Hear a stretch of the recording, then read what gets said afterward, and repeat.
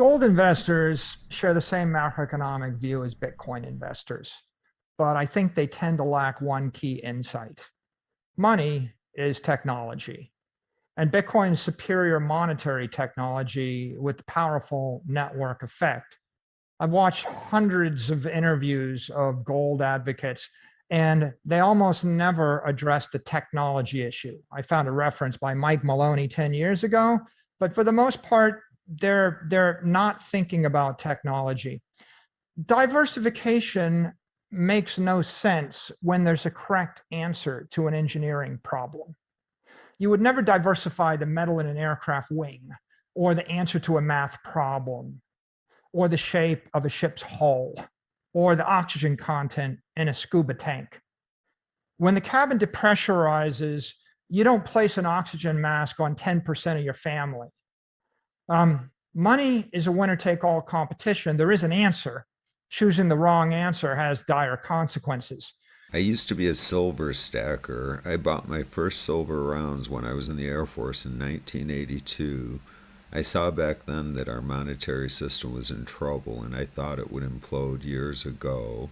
And I've always loved precious metals. I had some personal problems in the early 2000s, and I sold most of my silver, but I still like it and enjoy the feel of silver and still think about it. So when I saw this Bitcoin versus gold debate on the Stansberry Research YouTube channel, I was interested. Michael Saylor debated a guy named Frank Giustra in April of 2021.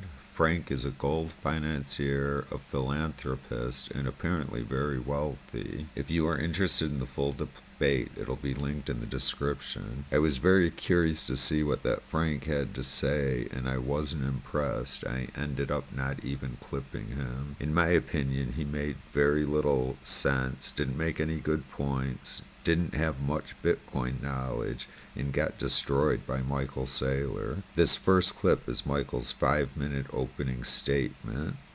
Enjoy. So the debate is Bitcoin versus gold. I think that all gold holders and all Bitcoin holders agree on sound money principles, and the real debate is which is the best monetary system in order to pursue the ideals of sound money. So I think we start with some basic ideas. First of all, human civilization rises through channeling energy. We invented fire, that's capturing chemical energy. Then we build our cities next to rivers, we're capturing water, and we're channeling gravitational energy. The aqueducts were critical to the Roman civilization. When we compress air in a canister, we're channeling pressure. Electric systems and batteries are channeling energy. Lasers are channeling photons. If we want to better the human condition, we need to be able to capture, store, and channel that energy. Money is energy. Money is a store of value, and it's also a technology that allows us to trade that energy over time and space. So if we look at the history of money, we've gone from commodity money to coinage of those commodities, to notes represented by that money, to fiat currency, and now we have cryptography as a basis of money. Now, sometimes gold advocates say that gold is the ideal money. Well, really, the ideal money, if God came down and God waved his or her hand and created the ideal money, it would be based upon Luca Pacioli's modern accounting principles of double entry accounting. And if you had godlike power and you could implement a double entry ledger like Pacioli introduced in 1494, and perhaps you could define 21 million units that are infinitely subdividable, trillions and trillions of times each, you could maintain that in magic space, and then you could settle everybody's trades instantly everywhere on Earth, everywhere in the universe, in a fair and equitable fashion. That would be a good money. We could call that God coin. And God coin is like perfect instant transactions, never losing any information. Well, the next best thing that we've invented as humans is Bitcoin. So Bitcoin's the most efficient monetary system we've yet to implement successfully. It's 21 quadrillion Satoshis, 350,000 transactions a day. It cost about 10 basis points of the monetary network to clear those transactions and to secure the network. And it stores the value and provides security to everybody on the network effectively for free after those transaction fees. Bitcoin's the most disruptive force in the century. In 12 years, it grew to $1 trillion in monetary value. That beats Google, Facebook, Amazon, Apple, and the like. That's the market sending us a message. It's the next chapter in the mobile wave. We digitized our photos, we digitized our videos. Now we're going to digitize our money, and our currency and assets are going to flow to billions of people. Money is collapsing. We've got a massive inflation problem. We're losing 1% of our value in currencies every single month. Humanity without an effective, strong money is like a type 1 diabetic without insulin. You can't store energy, you can't create fat, you're going to starve to death. Without delivering effective money to the human race, everybody's going to either economically freeze or starve to death. Violence and misery are going to follow.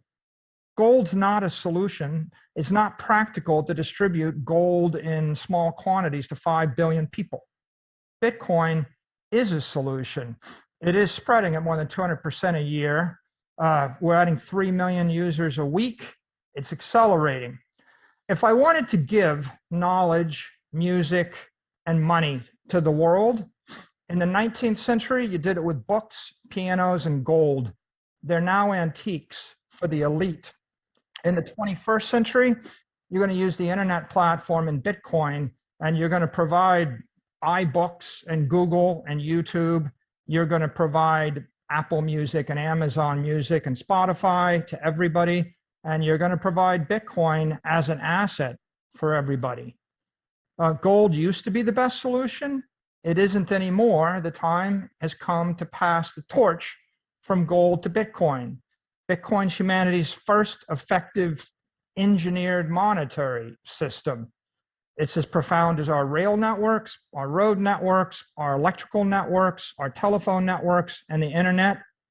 Bitcoin can and will deliver the virtues of strong money the gold idealists have long hoped for. In this next clip, Michael is asked to make a case for Bitcoin being a better asset than gold. This answer is the reason I no longer stack silver. Enjoy the clip. Michael, I'll begin with you. We'll kick things off here. It's been said that an ideal store of value will have these 8 attributes. It's durable, portable, fungible, verifiable, divisible, scarce.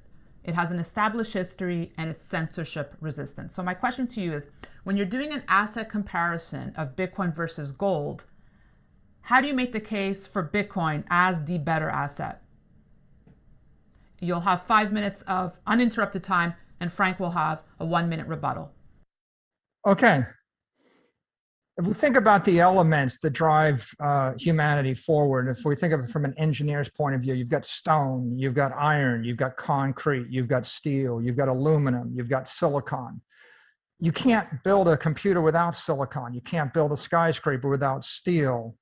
You're not going to survive if you don't pick the right element. Crypto is the steel of the 21st century financial economy. An engineer would say you have to choose wisely. There's a right answer, there's a wrong answer.